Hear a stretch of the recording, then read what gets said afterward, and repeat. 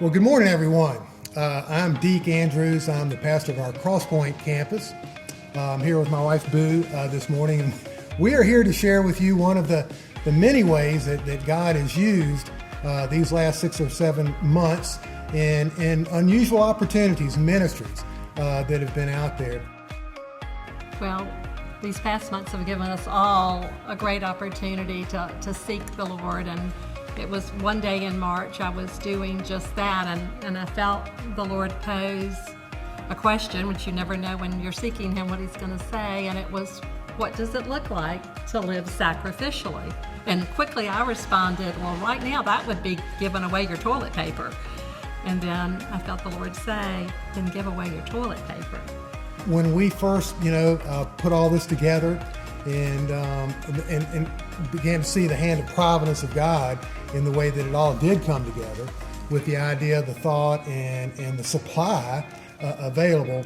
One thing that we did do, Boo got a big team together of ladies that came in and started assembling bags. We couldn't do this with every roll that we had, but for a lot of them we did.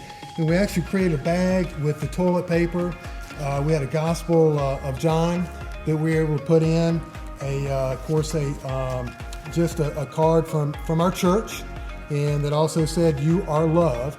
And also the local McDonald's really took a big step of faith and gave us a bunch of free meal cards, adult meal cards. So they were very well received among the community as well, in addition to the toilet paper. I mean, who would have thought toilet paper would have been the one thing that transcends racial, ethnic, religious, geopolitical barriers that are out there. That when you need toilet paper, you need toilet paper. And it just opened quite a few doors in very unexpected ways. And we were just, excited to be a part of it. Probably my favorite story, we were on a road and there was a man at his mailbox, and we stopped there, and I jumped out of the car and had the whole baggie of things in there and gave them to him, and he said, "Toilet paper and the gospel? Now that's good news." I think my favorite story, and there were many, and it's the old adage: if you want to be a blessing, to go out and be a blessing, and for us, we received the blessing in so many of the opportunities that we had. But I remember knocking on one door, and a lady came to the door, and I told her, we're from the church, and just handing these out.